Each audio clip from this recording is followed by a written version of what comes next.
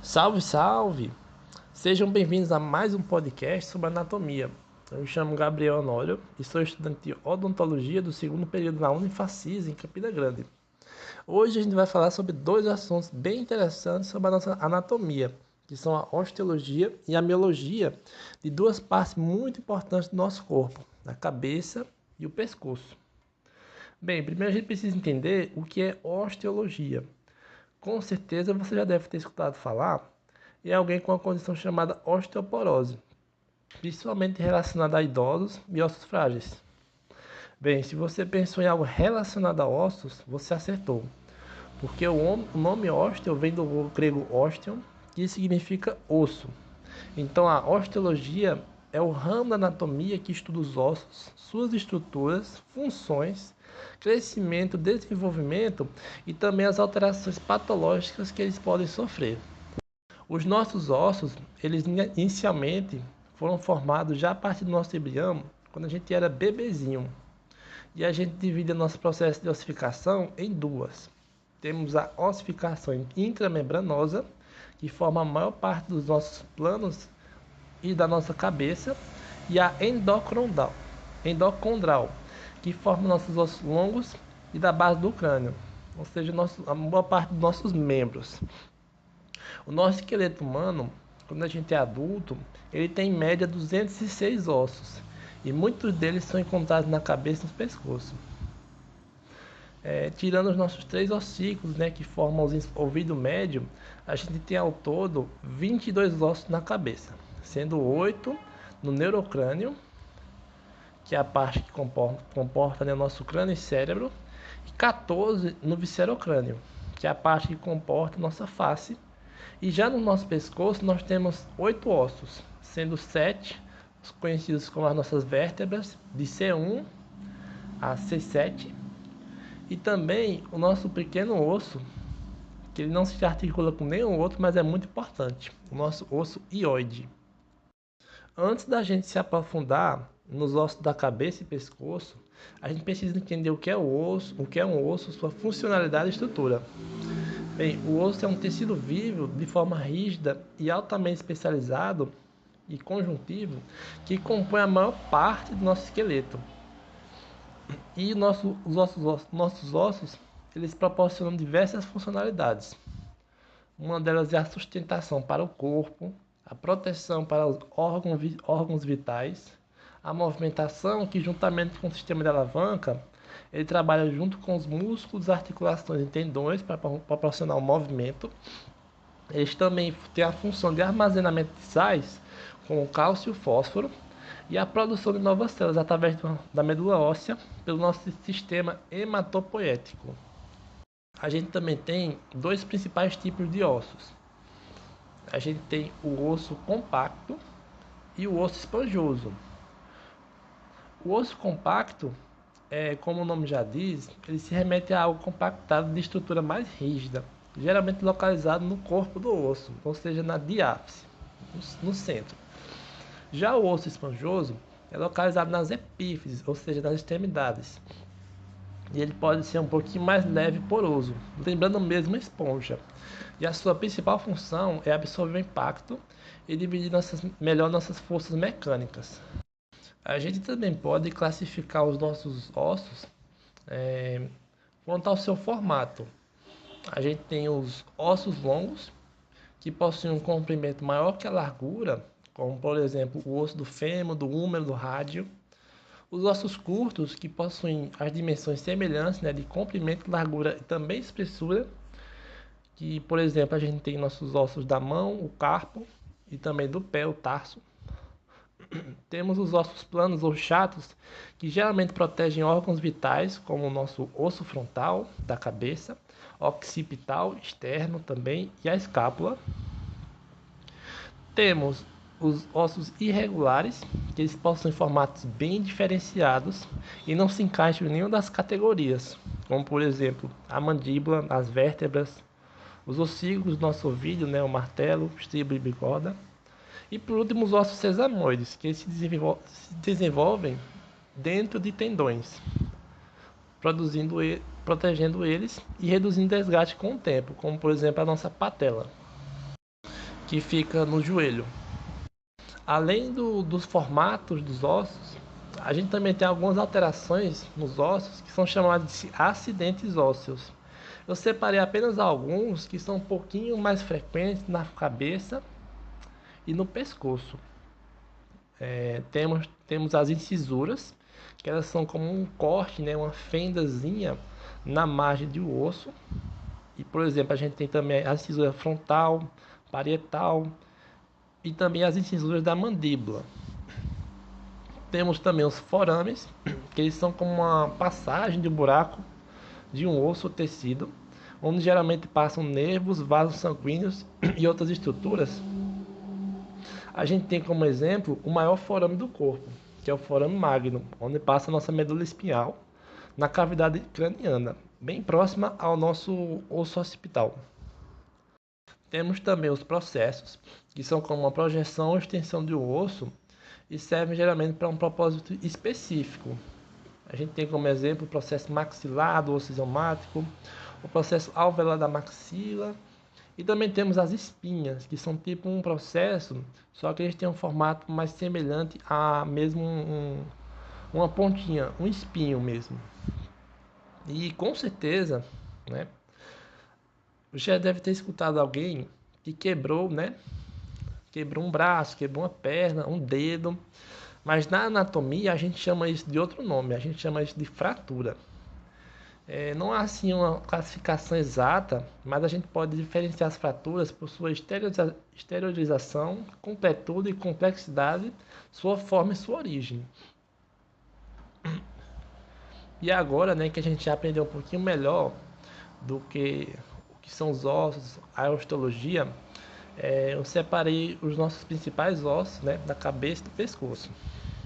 No neurocrânio, que é a parte que comporta o nosso cérebro, nós temos o osso frontal, que é o nosso osso único que comporta a nossa testa, ou seja, ele protege o nosso lobo frontal do cérebro.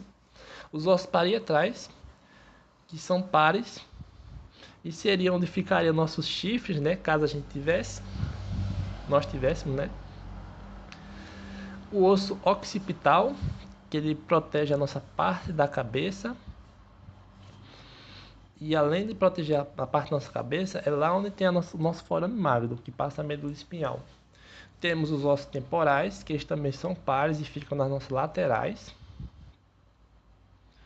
E são eles onde temos as estruturas que formam os nossos ouvidos. E também faz parte da nossa ATM, a nossa articulação temporomandibular. Temos também o osso esfenoide, que ele fica logo embaixo do nosso crânio, um pouco posterior, atrás do maxilar. E algumas pessoas dizem que ele parece uma borboleta, ou outras dizem que parece um morcego. Mas eu deixo você dizer o que ele parece quando você vê um, viu? Ele também interage com quase todos os outros ossos da cabeça. E por último, nós temos o etmoide, que é um osso pequenininho e forma parte do nosso septo nasal e orbital. Já no viscerocrânio, que é mais próximo à nossa face mesmo, a gente tem a maxila, que ela é pá e fica logo abaixo do nosso nariz, onde estão nossos dentes superiores, e ela também forma o nosso palato duro, conhecido como o céu da boca. A mandíbula, que é o nosso osso único e móvel, e é responsável por sustentar os nossos dentes inferiores. Ele forma o nosso queixo e é parte que também se move quando a gente mastiga ou fala. Nós temos os ossos zigomáticos, que são pares e formam as nossas famosas maçãs do rosto. E eles também participam da formação das órbitas dos olhos. Os ossos nasais, que são pequenos e pares, e formam como se fosse uma ponte do nosso nariz, aquela partezinha bem dura no meio. Os ossos lacrimais, que também são pares, e são os menores ossos da face, ficam bem no cantinho interno das órbitas. Eles abrigam os canais onde passam as lágrimas. Temos também as conchas nasais inferiores, que também são pares, ficam dentro do nariz e ajudam a aquecer, umidificar e filtrar o ar que a gente respira. Temos os ossos palatinos, que são pares e ficam atrás da maxila, ajudando a formar um palato duro. E temos o osso vomer, que é o nosso osso único e ajuda a formar o nosso septo nasal. Já no pescoço, a gente tem o osso hioide, que é um osso único, ele não se articula com nenhum outro, mas ele serve de apoio para músculos da língua, da faringe, e está bastante envolvido na fala e deglutição. E temos as vértebras cervicais, que a gente pode dividir elas, né, de C1 até C7. A primeira vértebra, que ela sustenta o crânio, ela é chamada de atlas, e é através dela que a gente consegue fazer o movimento de sim, quando você concorda com algo. A segunda vértebra se chama axis, que fica logo abaixo do C1, o atlas, e ele possui um dentezinho também que se encaixa com o atlas, e é através dessa estrutura que a gente consegue fazer o movimento de não. E tem também as outras vértebras, que são a C3 até a C7, e ajudam a sustentar a nossa cabeça, proteger a medula espinhal e permitir a mobilidade do pescoço. Mas o que a gente... Agora que a gente já aprendeu melhor o que são ossos, osteologia, como é que eles funcionam, qual é a importância, né, da gente saber os ossos do pescoço e da cabeça? Bem, para a gente que é da área da saúde, é muito importante a gente entender isso, porque em qualquer tipo de diagnóstico clínico e tratamento, a gente consegue garantir uma melhor aplicação de pérfuro cortante, diminuindo o risco de fraturas ou lesões desnecessárias. A gente consegue aprimorar melhor nossas técnicas e ter uma melhor noção da morfostase, né, que é a manutenção da forma do ser vivo, sem deixar de lado a singularidade de cada pessoa. Então a gente tem uma melhor forma de tratar o paciente e tem uma melhor forma também de aprender a singularidade de cada um. Até porque, por mais que os ossos sejam parecidos, eles podem variar de tamanho para cada pessoa. E eu vou contar para vocês uma curiosidade. A gente estava falando de cabeça e pescoço, né? Mas não falamos dos dentes. Pois é, os dentes eles não são considerados um osso, apesar de eles terem uma estrutura bem rígida e bem mineralizada. Mas eles são considerados órgãos por quê? Porque eles têm um conjunto de vários tecidos neles. Então, e você também consegue doar seus dentes. Você sabia disso? Pronto, agora que a gente já falou sobre osteologia, a gente vai falar dos nossos camaradas que fazem parte dos ossos e ajuda a gente a se mexer junto com as articulações, ligamentos e tendões. Vamos falar agora da miologia. Esse é um pouquinho mais difícil de lembrar o nome, mas é só você lembrar. Qual parte do nosso corpo faz a gente se mexer e possui a mesma inicial que miologia, a letra M? Bem, se você pensou que são nossos músculos, você também acertou. A gente vai falar agora sobre o que é miologia, músculos e os principais da cabeça e pescoço. Assim como a osteologia está para os ossos, a miologia também está para os músculos. Então a miologia é o ramo da anatomia que estuda os músculos, suas estruturas, funções, crescimento, desenvolvimento e também as alterações patológicas que eles podem sofrer. E se você achou que a gente com 206 ossos adultos, quando adultos, eram muito, bem, e se eu te contar que a gente pode ter mais de 600 músculos quanto adultos, incluindo os acessórios. Bem, já na cabeça, variando de pessoa para pessoa, a gente tem uma média de 60 músculos, tá bem? E já no pescoço a gente tem aproximadamente 20 músculos, podendo variar de cada pessoa. E o que são músculos? Os músculos, eles são tecidos especializados do nosso corpo, formados de células musculares chamadas nossas fibras musculares. Essas fibras, elas têm capacidade de se contrair e relaxar, permitindo a movimentação do corpo, a circulação do sangue e o funcionamento dos órgãos internos, até mesmo da nossa respiração. A gente pode dividir os músculos em 3 principais tipos. Temos o músculo estriado esquelético, que é um músculo grande, geralmente grande, que tem um aspecto estriado, e é através dele que a gente consegue fazer o controle mesmo, a gente consegue controlar eles voluntariamente.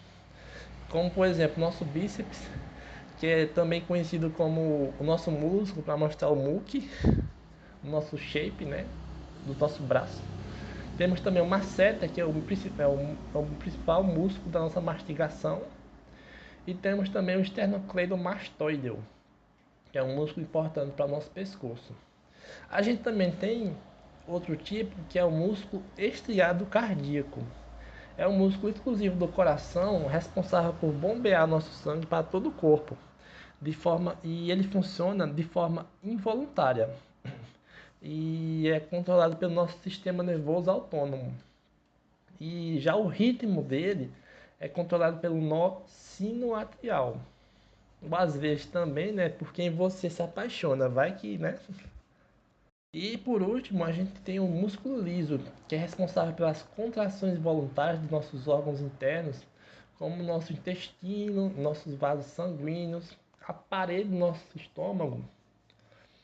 Ele também é importante para se manter a função de vários outros sistemas anatômicos, todos eles de forma involuntária, tá bem?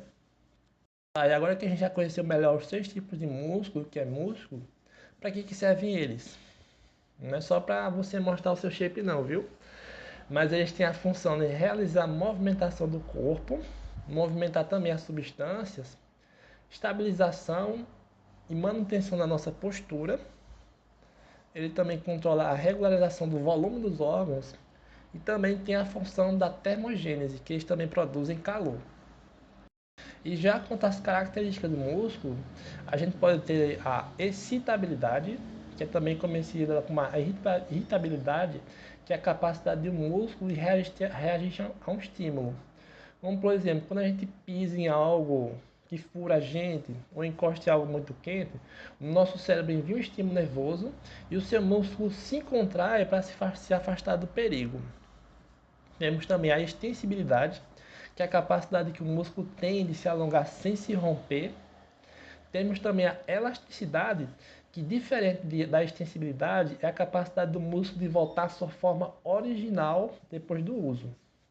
E por último, a gente tem a contratilidade, que é a capacidade do músculo tem de se contrair e gerar movimento utilizando a nossa energia da ATP através dos deslizamentos das proteínas musculares actina e miosina.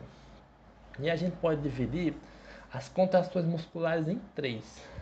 Temos a contração reflexa, que apesar dos nossos músculos esqueléticos serem chamados de voluntários, algumas das ações deles são involuntárias, como por exemplo, quando o nosso nível de gás carbônico e oxigênio precisa de manutenção, é por reflexo que o músculo do diafragma é acionado para a respiração.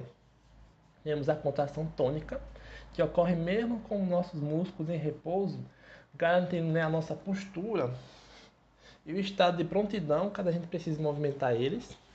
E por último, a gente tem a contração fásica, que são as contrações ativas divididas em 2. Isotônica, que é quando há uma movimentação do músculo e o músculo muda de comprimento, podendo ser concêntrica, que é, por exemplo, quando o músculo encurta, que é quando geralmente a gente levanta um peso na academia, né? E a excêntrica, que é quando o músculo é alongado e resiste a uma força, que é quando a gente deixa lentamente o nosso peso, né? O peso da academia. Eu tô usando como exemplo.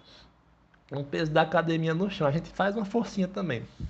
E tem também a isométrica, que é quando a gente faz um esforço com o músculo, né? Ele se contrai, mas ele não se movimenta. Geralmente quando a gente quer resistir à gravidade. Quem já fez algum treino isométrico na academia vai saber o que é. Aquele que você fica sentado na parede. Já quanto às fraturas dos músculos, né, que não são chamadas fraturas, mas sim de lesão, a gente tem 3 tipos de lesão. Tem a mais leve, que é a contusão. Temos também a distensão, pode ocorrer devido a um alongamento excessivo, tá bem? E temos também a mais grave, que é chamada ruptura, que é quando há um tipo de rasgo do músculo, podendo limitar o movimento, causar dor intensa e até mesmo encurtar o músculo após o tratamento. Bem, e agora que a gente já aprendeu um pouquinho melhor o que são músculos, como é que eles funcionam e tudo mais, eu separei os nossos músculos, os principais músculos da cabeça e do pescoço, para a gente conhecer melhor. Eu sugiro tanto na osteologia como na miologia que você veja, né, depois uma imagenzinha que mostra todos os músculos da nossa face e também os nossos ossos da cabeça e do pescoço, tá bem? Aí vamos lá. Aí a gente tem o músculo occipito frontal e ele é composto em dois ventres. Tem o posterior, que fica próximo ao nosso osso occipital, lá atrás na cabeça, e tem um ventre anterior, que fica no nosso osso frontal da testa. Temos também o músculo próxero, que fica entre os corrugadores do supercílio, ou seja, bem no meio assim do nosso cílio, só que um pouquinho mais em cima. Temos o músculo orbicular do olho em suas duas partes. A gente tem a parte orbital, que ela circunda o olho, e também a palpebral, que circula e controla nossas pálpebras. Temos o músculo auricular em suas porções anterior, posterior e superior. Temos o músculo nasal, o levantador do lábio superior e da asa do nariz, o levantador do lábio superior, o zigomático maior, zigomático menor, o orbicular da boca, que é o que a gente usa para beijar e fazer o famoso biquinho. Temos o risório, que como o nome já diz, é o nosso músculo do riso e sorriso. Temos o músculo bucinador, que geralmente é conhecido como músculo do trompetista, e é aquele que a gente usa para inchar as bochechas. Eu acredito que o Kiko use bastante esse. O músculo abaixador do ângulo da boca, abaixador do septo nasal, e também tem um abaixador do lábio inferior e o músculo mentual, que fica lá na nossa pontinha do nosso queixo. E agora que a gente já conheceu os da cabeça, agora a gente vai conhecer melhor os do pescoço, que eles podem ser divididos em 4 tipos. Temos os músculos supra-ióideos, aqueles que ficam levemente acima do ocioide, que tem um músculo digástrico em seus ventres anterior e posterior. O estiloióideo, que tem um formato semelhante a uma canetinha. O miloióideo, que é o maior, né, entre os supra-ióideos. E tem o genioideo. Já temos também o tipo dos músculos infraioideus, que são os que ficam um pouquinho embaixo do nosso ocioide. E a gente tem o músculo esternoióideo, o esternotireoideo, temos o músculo tireoide e o omoioide, que é o que fica deitadinho próximo ao nosso pescoço. Já na região lateral do pescoço, a gente tem o músculo esternocleidomastoideo, que ele tem a sua cabeça externa e clavicular. Temos o músculo escaleno anterior e o músculo escaleno médio. A gente também tem o escaleno posterior, o músculo esplêneo e o músculo reto lateral da cabeça. E também nós temos os principais da zona pré-vertebral, que temos o músculo longo da cabeça, o músculo reto anterior da cabeça e também temos o músculo longo do pescoço. Eu não sei se eu falei, mas eu acredito que eu tenha passado batido de falar o músculo masseter, que é o nosso músculo responsável, né, pela nossa mastigação. Bom, gente, esse foi o nosso podcast de hoje sobre osteologia e miologia. Deu para ter uma noçãozinha básica, né, do que são esses dois ramos da anatomia. E lembrando que cada pessoa, né, pode ter sua singularidade. Alguns podem ter músculo a mais, que são os músculos acessórios, mas todos esses sistemas, não só eles, tá bem, mas também todos os outros do nosso corpo, eles são muito importantes para a gente estudar e aprender melhor e utilizar como uma base de pesquisa e melhora do nosso tratamento clínico, tá bom? Espero que vocês usem esse podcast para estudar e fiquem com Deus. Até a próxima.